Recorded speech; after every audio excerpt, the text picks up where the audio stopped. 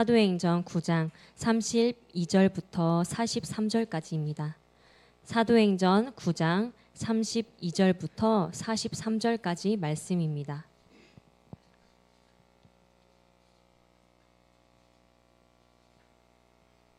다 찾으셨으면 제가 먼저 32절을 읽도록 하겠습니다. 그때 베드로가 사방으로 두루 다니다가 루다에 사는 성도들에게도 내려갔더니 거기서 애니아라 하는 사람을 만나매 그는 중풍병으로 침상 위에 누운 지 8배라. 베드로가 이르되 애니아야, 예수 그리스도께서 너를 낫게 하시니 일어나 내 자리를 정돈하라 한데 곧 일어나니 루다와 사론에 사는 사람들이 다 그를 보고 주께로 돌아오니라. 요바에 다비다라 하는 여제자가 있으니 그 이름을 번역하면 도르가라. 선행과 구제하는 일이 심히 많더니 그때 병들어 죽음에 시체를 씻어 다락에 누이니라. 루다가 요바에서 가까운지라 제자들이 베드로가 거기 있음을 듣고 두 사람을 보내어 지체 말고 와달라고 간청하여 베드로가 일어나 그들과 함께 가서 이르매 그들이 데리고 다락방에 올라가니 모든 과부가 베드로 곁에 서서 울며 도르가가 그들과 함께 있을 때에 지은 속옷과 겉옷을 다 내보인거늘 베드로가 사람을 다 내보내고 무릎을 꿇고 기도하고 돌이켜 시체를 향하여 이르되 다비다야 일어나라 하니 그가 눈을 떠 베드로를 보고 일어나 앉는지라. 베드로가 손을 내밀어 일으키고 성도들과 과부들을 불러들여 그가 살아난 것을 보이니 온 요빠 사람이 알고 많은 사람이 주를 믿더라. 함께 읽겠습니다. 베드로가 요빠에 여러 날 있어 시몬이라 하는 무두장이의 집에서 머무니라. 아멘. 제자들이 살아가는 삶의 방식이라는 제목으로 목사님 나와서 말씀 전하시겠습니다.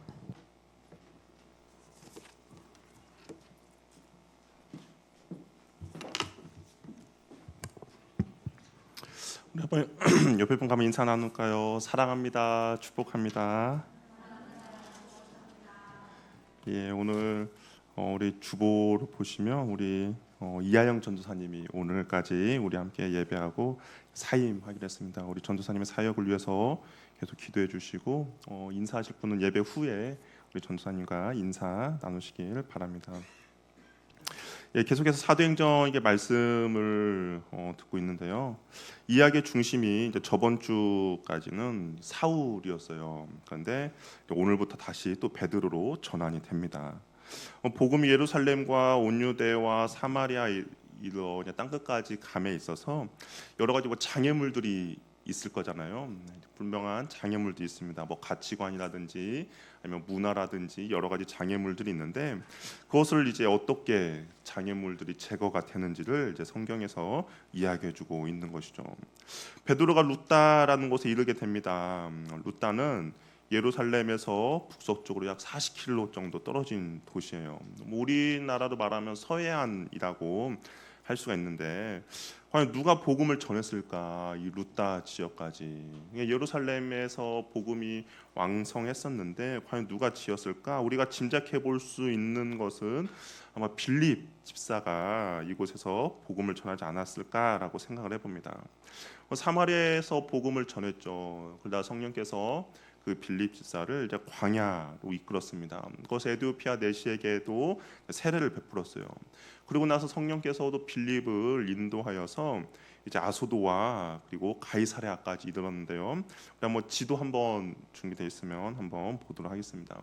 지도가 잘 보이십니까? 아소도라는 지역이 있잖아요. 거기가 사도행전 8장 40절을 보면 빌립은 아소도에 나타나 여러 성읍을 지나며 복음을 전하고 가이사랴에 이르렀다라고 되어 있습니다. 그러니까 아소도에서 가이사랴까지 빌립이 갔는데 그냥 가지 않고 여러 성읍에 들려서 복음을 전했다라고 이야기하고 있습니다. 그러니까 오늘 본문에 나오는 이 루다와 요바도 아마 이 빌립 집사의 복음의 사역의 결과라고 할 수가 있는 것이죠. 근데 이제 베드로가 여러 지역을 지나다가 바로 이 루다 지역에 머물게 되는 것이죠. 근데 여기서 보니까 이제 누구를 만나게 되냐? 8년 된 중풍병자 애니아를 만나게 돼요. 그리고 그 애니아를 이제 회복시키는 것이죠. 이전에 베드로 하면 어떤 사람이었습니까? 많은 사람들 모아놓고 복음을 전했던 사람이죠.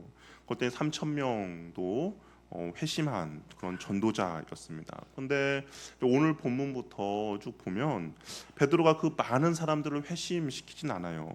한 사람 한 사람에 집중하는 사역을 우리가 보게 됩니다. 과연 하나님 앞에 쓰임 받는 것은 무엇인가? 하나님 앞에 큰 사역은 뭘까라고 생각했을 때, 뭐 큰 사역이 3천 명, 5천 명을 회복시키는 것만 큰 사역이 아니라, 뭐 연약한 사람 한 사람을 주목하고 예수님의 이름으로 섬겨 나가는 것이 바로 하나님 앞에서 그것이 큰 사역이라는 겁니다. 주님 앞에 중요한 것은 우리의 정말 한계에 대해서 우리에게 주어진 일에 얼마나 최선을 다하느냐가 중요한 것이죠. 우리가 주님 앞에 다 크게 쓰임 받고 싶어합니다. 주님이 나를 통하여서 정말 큰 일을 하고 싶어하는 사람 다 있을 거예요. 그러나 그 큰 일을 하기에 앞서서 우리가 해야 될 것은 무엇이냐? 지금 오늘이란 이 하루에 맡겨진 사역을 내가 얼마나 최선을 다하느냐가 중요하다라는 것이죠.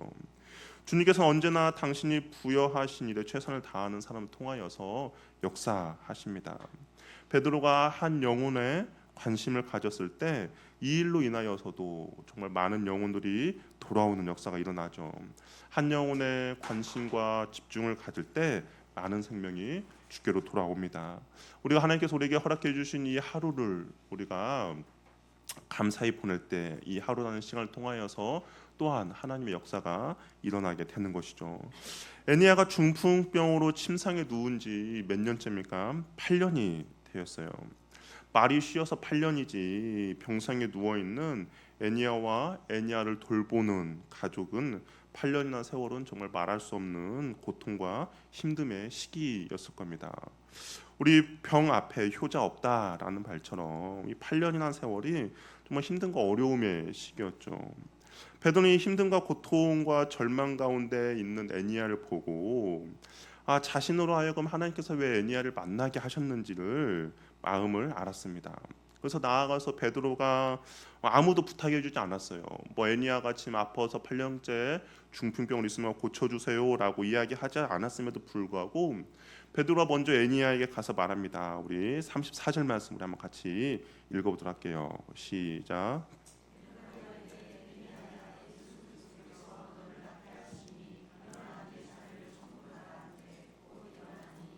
누구도 부탁하지 않았지만 그 하나 주님의 마음으로 애니아에게 가서 이제 일어나라라고 이야기를 한 것이죠. 베드로는 주님께서 자신을 통하여서 애니아를 치유해 주실 것을 이제 확신했습니다. 그래서 애니아에게 예수 그리스도께서 너를 낫게 하신다라고 선포하신 것이죠. 우리가 하나님의 마음을 알기 위해서 우리가 해야 될 것은 항상 하나님께 관심을 가져야 하는 것이죠. 하나님의 뜻이 무엇인가? 예수님이라면 어떻게 하실까? 나의 마음과 나의 시선이 항상 주님을 향하고 주님을 향하여서 나의 마음이 향해 있을 때 우리는 조금이나마 주님의 뜻이 무엇인지를 알게 되고 발견하게 된다라는 겁니다. 그래서 주님의 뜻을 전하며 순종하게 되는 것이죠. 내 대신에 내 생각과 마음이 고집으로 가득 차 있다면 주님의 뜻 우리는 전혀 알 수 없고 그런 사람의 인생은 육신의 정욕과 육신의 안목과 그다음 그 죄 우리의 그런 죄악들이 우리의 삶을 인도하게 되는 것이죠. 그러나 베드로는 그의 삶과 그의 시선이 예수님께 고정되어 있었어요. 그러다 보니까 애니아를 보고 나니까 주님께서 이 애니아를 고쳐주고 싶다라는 마음을 가지고 애니아에게 선포한 것이죠. 또한 베드로가 단순히 일어나라라고 하지 않고 그 뒤에 어떤 단어를 붙였어요. 어떤 문장을 붙였습니까? 어떤 문장을 붙였습니까? 일어나 네 자리를 정돈하라라고 말합니다. 이 자리가 어떤 자리였습니까? 애니아라는 사람이 8년 동안 머물러 있던 자리죠. 중풍병자가 8년 동안 깔고 있던 누워 있던 자리입니다. 뭐 지금이야 우리가 매일 시트를 갈아주고 뭐 이런저런 위생을 지키면서 그 뭐 자리가 그렇게 지저분하진 않았을 거예요. 그런데 2000년 전을 우리 한번 생각해 봅시다. 8년이라는 시간 동안 그 깔고 앉아 있었던 자리 어떨까요? 당연히 더럽고 냄새 나겠죠. 당시에 또 이 중동이란 지역은 또 먼지도 많이 나는 지역 아닙니까? 지금 우리처럼 이게 뭐 온도처럼 신발 벗고 들어가는 그런 것도 아니고 그냥 그 막 집 안에 여러 가지 모든 것들이 다 혼재되어 있는 그런 상황입니다. 그럼 8년 동안 그 사람이 거기서 누워 있었다라는 것은 아마 더럽고 냄새 나는 것이죠. 그런데 베드로는 애니야에게 그 자리를 직접 정돈하라 합니다. 우리 보통 일어나면 뒷사람이 옆에서 이렇게 정돈해 줘야 하는데 그것이 아니야. 애니야에게 이렇게 시키는 거예요. 왜 그랬을까? 왜 베드로는 이 애니야에게 너가 그냥 일어나라라고 하고 그냥 자리는 뒷사람이 정리해 줘도 되는데 왜 굳이 네 자리를 정돈하라라고 이야기했을까? 우리가 이것을 보면 이 베드로가 예수님으로부터 보고 배웠다는 것을 우리가 알게 됩니다. 요한복음을 보면 예수님께서 베데스다 연못을 가시죠. 거기에 많은 환자들이 있었어요. 근데 특히 그 중에서 예수님께서 주목하여 본 환자가 38년 된 병자였습니다. 근데 그 38년 된 병자에게도 예수님께서 그를 치유해 주면서 이런 이야기를 했어요. 네 자리를 들고 걸어가라라고 명령하셨습니다. 네 자리를 너가 정리정돈하라라고 이야기를 하셨죠. 과연 38년 된 병자에게서 어떤 자리였을까요? 그 베데스다 연못은 누구든지 먼저 들어가면 치유를 받는다라고 소문이 난 그런 자리 그런 연못이었습니다. 그러면 이 베데스다 연못 38년 된 병자 가운데 원망이 있었겠죠. 나는 누가 베데스다 연못에 들여보내지 않는다는 원망이 있었습니다. 절망이 있었겠죠. 또한 나보다 먼저 들어간 사람 보고 질투와 시기와 미움과 옛사람의 모든 것들이 남아있는 자리입니다. 그런데 예수께서는 그 옛사람을 이제 정리정돈하라라는 것이죠. 다시 그 자리로 머물지 말라라는 의미입니다. 단순히 이 사람의 육체가 치유되는 것뿐만 아니라 이 사람의 인생 자체가 새롭게 되도록 정리정돈을 하라고 말씀하신 것이죠.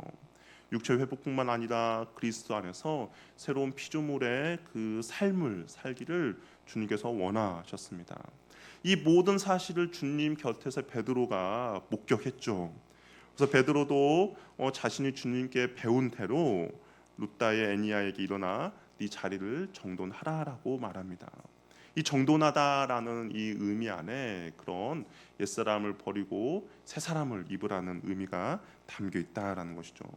주님께서 애니야를 통하여서도 주기 원하는 것은 단순한 육체의 회복뿐만 아니라 정리정돈된 삶의 회복을 베드로는 알았기 때문에 그렇게 선포한 것이죠. 옛사람을 버리고 새로운 사람으로 변화되길 바랬던 것입니다. 베드로의 말이 끝나자 즉시 애니야가 일어났다라는 것이죠. 우리 그리스도인의 삶은 그런 거예요. 그리스도인의 삶은 자리를 정돈하는 삶을 살아가는 겁니다. 어제 내 자리가 어떠했는지를 살펴보면 그 안에 여러 가지 오물들이 있겠죠. 시기와 질투와 미움과 다툼과 정욕들이 있을 겁니다. 그러나 우리가 주님 앞에서 오늘 하루를 시작할 때는 그 모든 것들을 다 정돈하고 다시 한날을 주님 앞에 살아가야 한다라는 것이죠. 예전에 옛사람의 성품과 습관이 오늘의 나의 삶을 이끌어가는 것이 아니라 오늘의 삶은 주님의 그 은혜와 사랑이 우리를 이끌어가야 한다라는 겁니다. 저 여러분에게도 그런 은혜들 날마다 있기를 바랍니다.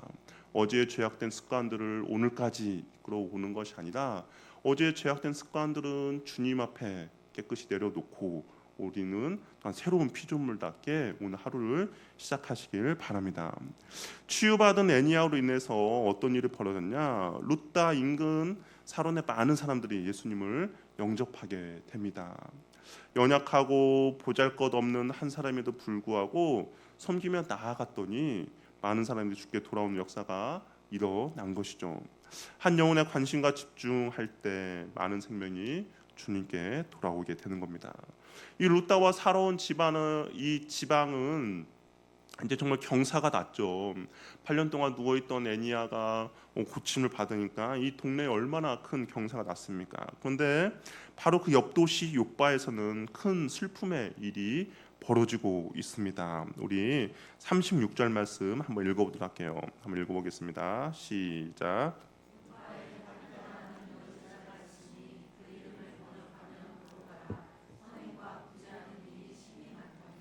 이 욥바에 다비다라는 여 제자가 있다라는 거예요.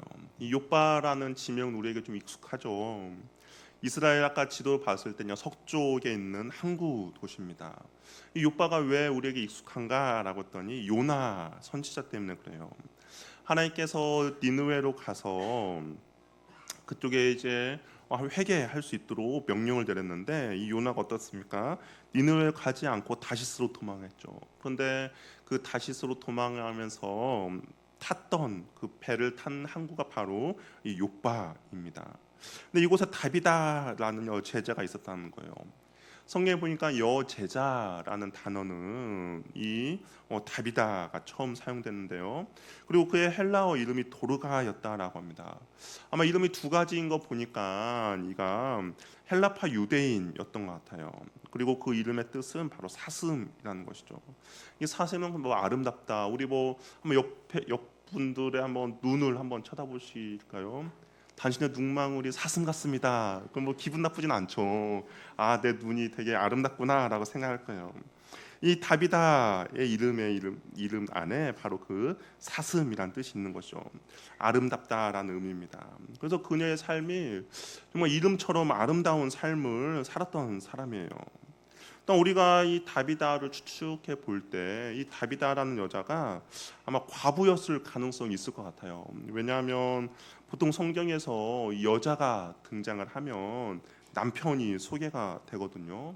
그래서 우리 아나니아와 삽비라, 뭐 브리스길라와 아굴라 등등 여자가 소개가 되면 그 남편의 이름이 소개가 되는데 다비다는 남편의 이름이 소개되지 않는 것을 봐서 우리가 과부일 거라고 추측을 해봅니다. 근데 이 다비다가 사람들의 칭찬을 많이 듣고 있어요. 그 이유는 무엇이냐? 선행과 구제하는 일을 많이 했기 때문입니다. 성경 표현을 보니까 심이 많다라는 표현을 사용하고 있습니다. 많은 정도를 뛰어넘는 모습이죠. 아마 충만하다라는 거예요. 계속해서 흘러 넘친다는 의미가 있어요. 그러니까 이 다비다의 선이 자신이 가지고 있는 것보다 더욱더 흘러 넘치는 그런 선을 행했다라고 이야기를 하게 됩니다. 근데 이 다비다가 어떻게 됐냐? 병들어 죽게 되었다라고 이야기를 합니다. 하나님 앞에 신실하게 산 여자였는데 병이 들어 죽은 것이죠. 우리가 예수를 믿고 정말 주님 앞에 신실하게 살아가면 만사 형통하고 모든 일이 잘 되어야 한다라고 우리가 그렇게 들었습니다. 그러나 성경은 꼭 그렇게 말하고 있지는 않다라는 거예요. 예수를 잘 믿고 신앙생활을 잘 하더라도 병이 들 수도 있고 가정 형편이 어려울 수도 있고 내가 원하는 길로 잘 이루어지지 않을 수도 있습니다.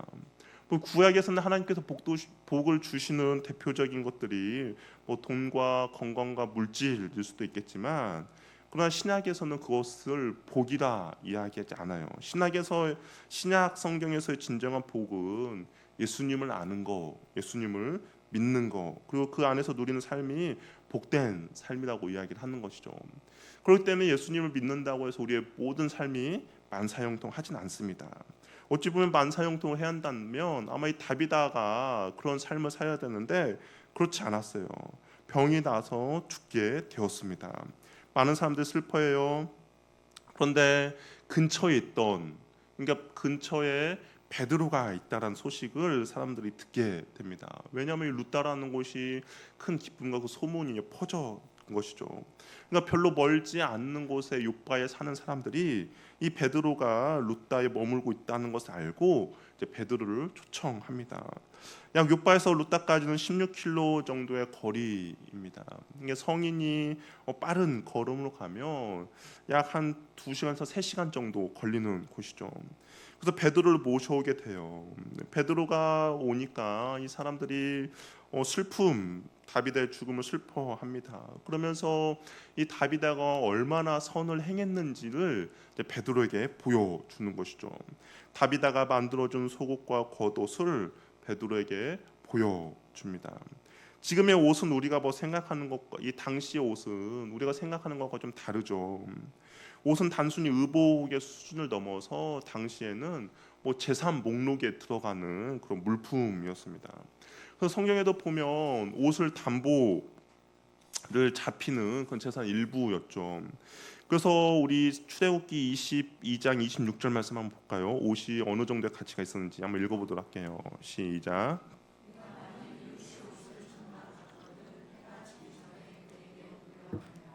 이스라엘 지역은 낮과 밤의 온도 차가 심합니다. 저녁이 되면 온도가 급격하게 내려가죠. 그래서 겉옷이 필수로 있어야 합니다. 만약 겉옷이 없다면 그 사람은 동사할 수도 있어요. 죽을 수도 있는 상황입니다. 그래서 겉옷을 담보로 잡았으면 반드시 해가 질 때까지 그 옷을 돌려주라고 말씀으로 새겨 놓았죠. 이처럼 다비다가 자신의 손으로 직접 속옷과 겉옷을 만들어서 사람들에게 주었습니다. 특히 과부들을 주은 거예요.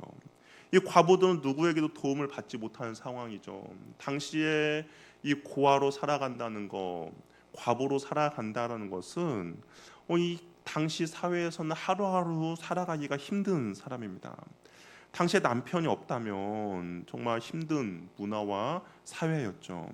어떻게 살아가야 할지 날마다 근심과 걱정 그리고 힘겨운 삶을 살아가야 할 대상이 이 고아와 과부들이었는데 이 다비다가 이 과부들에게 그런 속옷과 겉옷을 만들어서 선을 행했습니다. 이게 사랑을 베풀었죠. 이 당시 다비다도 과부였으면 어렵게 자신도 어려운 삶이었습니다. 그럼에도 불구하고 자기보다 더 어려운 지체를 위하여서 심히 헌신하며 수고한 것이죠. 이렇게 다비다의 도움을 받은 사람이 다비다 앞에서 슬피 우는 것은 당연할 겁니다. 어찌 보면 정말 다비다가 사람들 앞에서 이런 선행을 한 그런 결과라고 할 수가 있죠. 우리도 한번 생각해봤으면 좋겠어요. 내가 죽을 때 과연 코끝에서 내 호흡이 멈췄을 때 나의 존재를 아쉬워할 사람이 있겠는가? 가족이 아닌 정말 사람들 중에서 나의 시신 앞에서 슬피 우는 사람이 있겠는가? 만약에 내가 누군가가 나의 그 죽음을 그게 슬피 우는 사람이 없다라고 한다면 우리는 어찌 보면 내가 이 땅을 살아가면서 아직 이 사랑의 실천을 행하지 않았던 증표가 될 수도 있다라는 것이죠.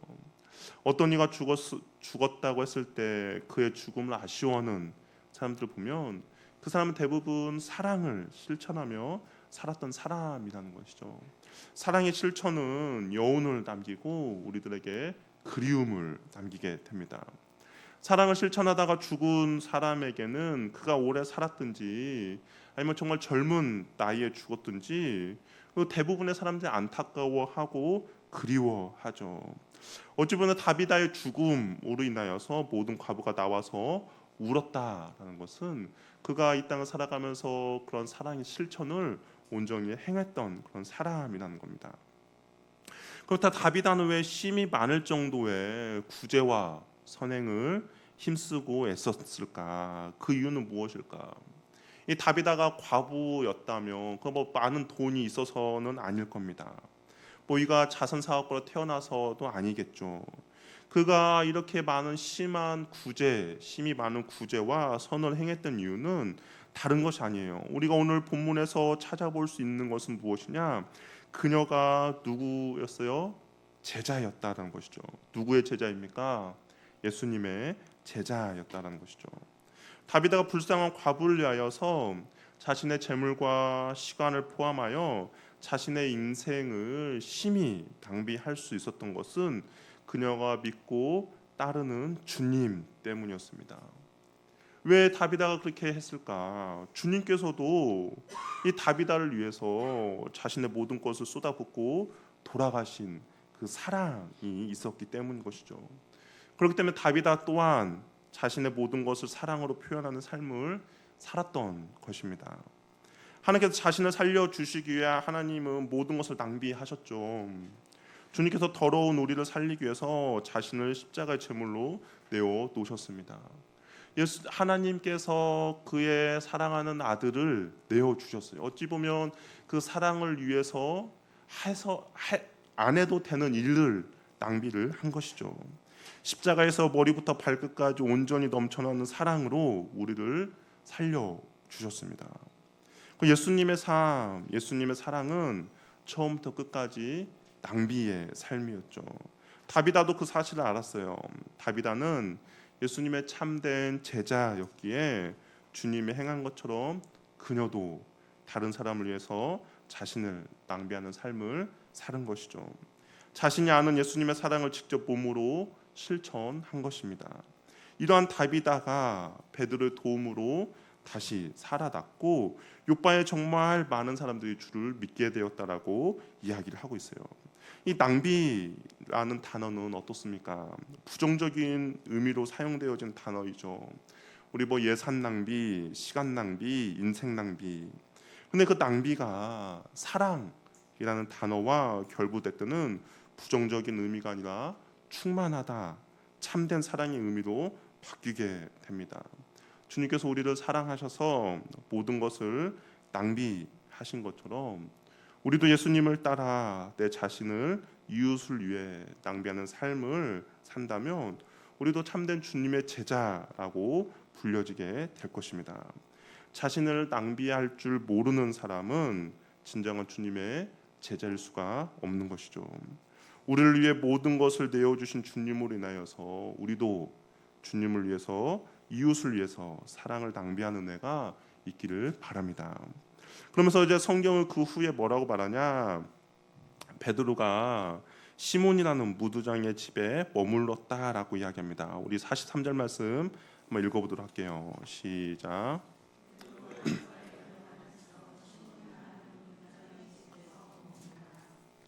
어떻게 보면 그냥 지나칠 수 있는 한 절이죠.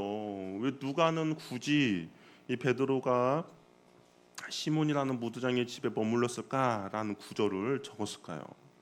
당시 요바에 살고 있는 그리스도인 뭐 베드로가 동네에 왔다면 아마 서로 베드로를 잘 대접해주고 싶은 마음이 있을 겁니다. 뭐 누구도 예외 없죠.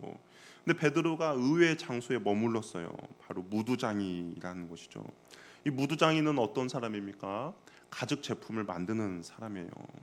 지금은 뭐 가죽 공예라고 하니까 많은 고급 기술, 뭐 장인으로도 인정받죠. 그러나 당시의 유대인들의 시각에서 이 무두장인은 어떨까요? 인간 취급을 받지 못하는 사람이죠.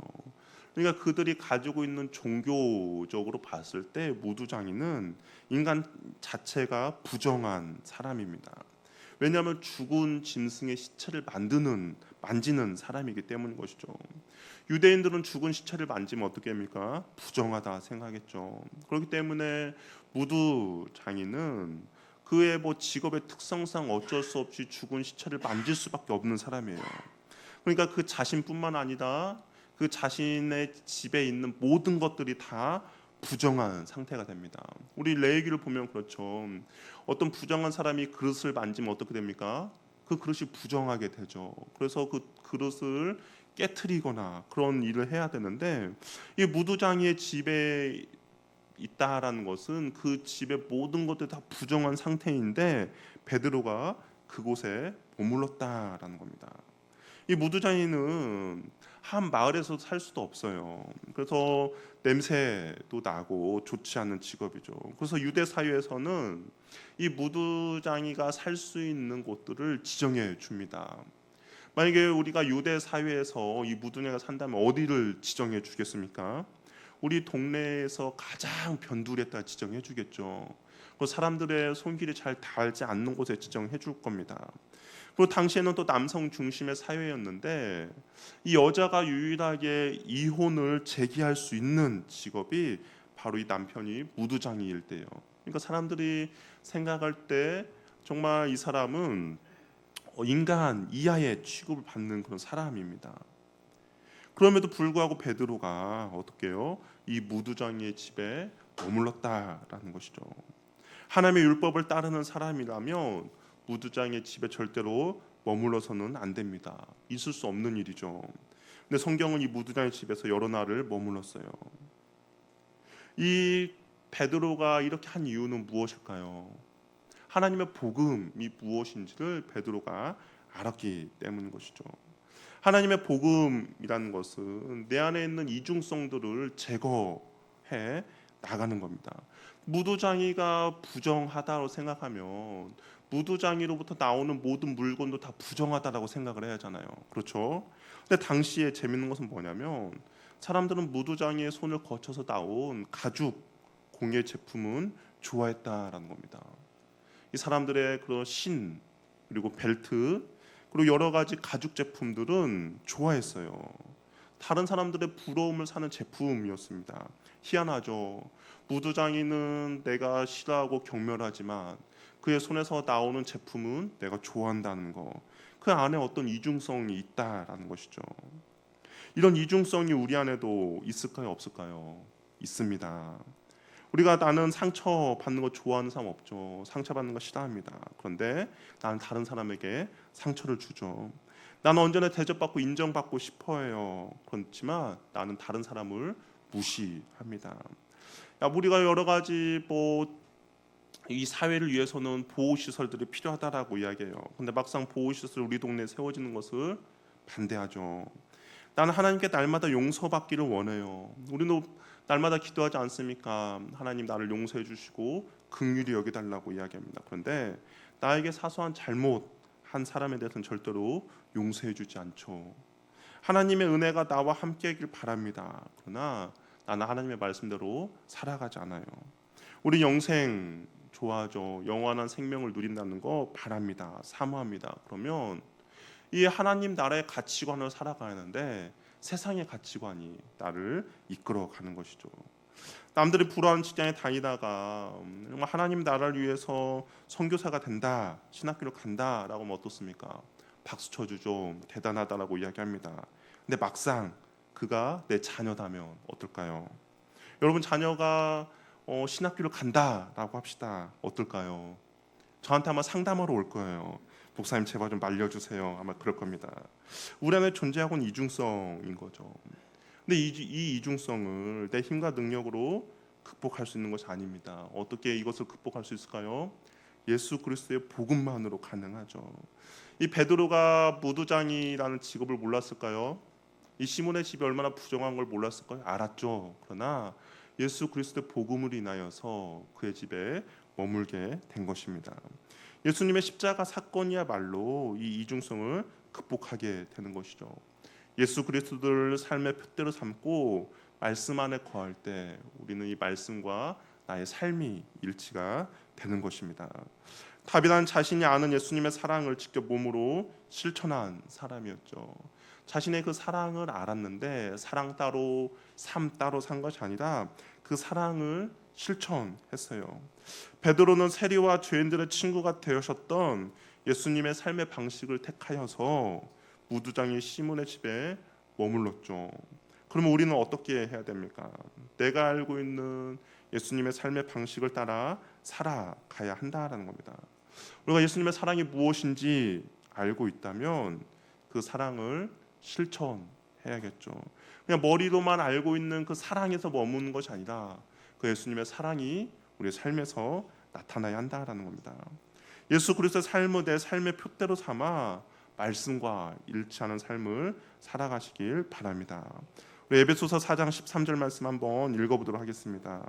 에베소서 4장 13절 말씀 읽어볼게요. 시작.